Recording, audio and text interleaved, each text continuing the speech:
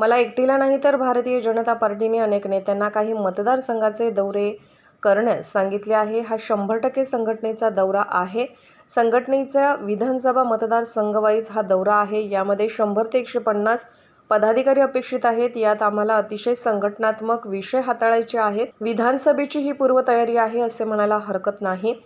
कधीकधी समाजात अशा गोष्टी घडतात ज्या का घडतात त्याचं राजकारण करणाऱ्यांनी ते करावं. ते दुर्दैवी घटना आहे. त्यावर मोदींनी माफी मागितली आहे. छत्रपती आमच्या हृदयात आहे. मला फ्रँकली कुणी काही बोलले तर त्यावर टिप्पणी करणे मला महत्त्वाचे वाटत नाही. चिंचवडमध्ये खास करून काय नेमकं बैठकीमध्ये कशा पद्धतीने रणनीती आहे?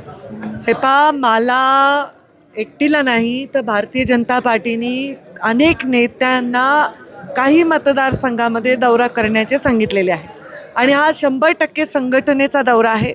संघटनेच्या विधानसभा मतदारसंघावाईज हा दौरा आहे. त्यामध्ये काही पदाधिकारी म्हणजे 100 ते 150 पदाधिकारी अपेक्षित आहेत त्या बैठकीमध्ये आणि त्यांच्याशी करायचं आहे संभाषण. आणि याच्यामध्ये अत्यंत संघटनात्मक विषय आम्हाला हाताळायचे आहेत आणि विधानसभेची ही पूर्वतयारी आहे असं म्हणायला हरकत नाही. खरं तर चिंचवड करण्यात आली आहे का आपल्या नाही. एकूण म्हणजे चिंचवडमध्ये खूप इच्छुक आहेत. विद्यमान आमदार अश्विनीताई जगताप पासून त्यांच्याच घरात शहराध्यक्ष त्यांचे दीरही इच्छुक आहेत. बाकीही भरपूर उमेदवार इच्छुक आहेत. तर यामधून कसा मार्ग काढला जाणार? दरवेळी आम्ही मार्ग काढतोच. आम्हाला इच्छुक उमेदवारांच्या यादीतनं एक उमेदवार द्यावा लागतो आणि त्याची चांगली प्रॅक्टिस पक्षाच्या कोर कमिटीला आहे. ते योग्य ते निर्णय घेतील. खरं तर तुम्ही आता सांगितलं की बऱ्याच नेत्यांना जबाबदारी दिलेली आहे. प्रत्येकजण फिरतो आहे.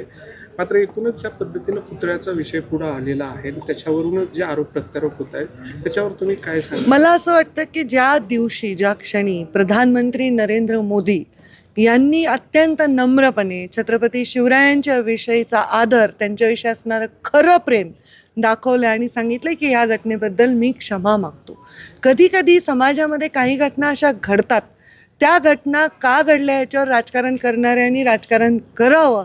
पण मोदीजींनी जो आदर्श दिलेला आहे की ही घटना घडून गेली आहे त्याच्याबद्दल मी क्षमा मागतो. तर हे दुर्दैवी घटना आहे आणि त्या घटनेच्याबद्दल त्यांच्या क्षमेच्या तिथेच विराम मिळतो. दुर्दैवी घटना आहे, त्याची चौकशी करण्याचे आदेश दिले गेलेले, चौकशी करण्यात येईल. तर त्यामुळे मला वाटत नाही की त्या विषयावर आणखी खूप केस पाडण्याची आवश्यकता आहे. छत्रपती आमच्या हृदयात आहेत आणि छत्रपतींचा पुतळा पडला ह्याचं वेदना प्रधानमंत्र्यांपासून आमच्यापर्यंत सर्वांच्या मनात आहे. हा पुतळा कोसळल्यानंतर वेगवेगळी वक्तव्य जी आहेत ती महायुतीकडून सुद्धा येतात. आत्ताच मी सांगितलं की त्यांच्यानंतरच मोदीजींनी जे वक्तव्य केलं, आता त्यांच्यानंतर कोणी बोलायचं कारण नाही. वक्तव्य आहे की छत्रपती शिवाजी महाराज तेही आधीच बोलले नव्हते आणि सुरतेचा इतिहास जो आहे तो काँग्रेसने या ठिकाणी शिकवला. मला फ्रँकली कोणी काही बोललं, कोणीही नेता असो कोणत्याही पक्षाचा, त्याच्यावर मी टिप्पणी करण्याची आवश्यकता वाटत नाही कारण मी ते स्वतः पाहिलेलं नाही.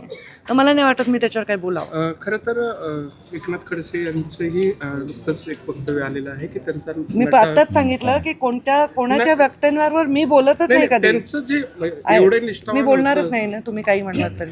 कारण मी झाला की नाही तुम्ही थांबा, तुम्ही टेन्शन नाही. मी माझ्या जीवनामध्ये अमुक माणूस अमुक बोलला म्हणून मी बोलत नाही. माझ्या भूमिकांवर मी बोलते आणि त्या भूमिकांवर मी बोलतेच आहे आता.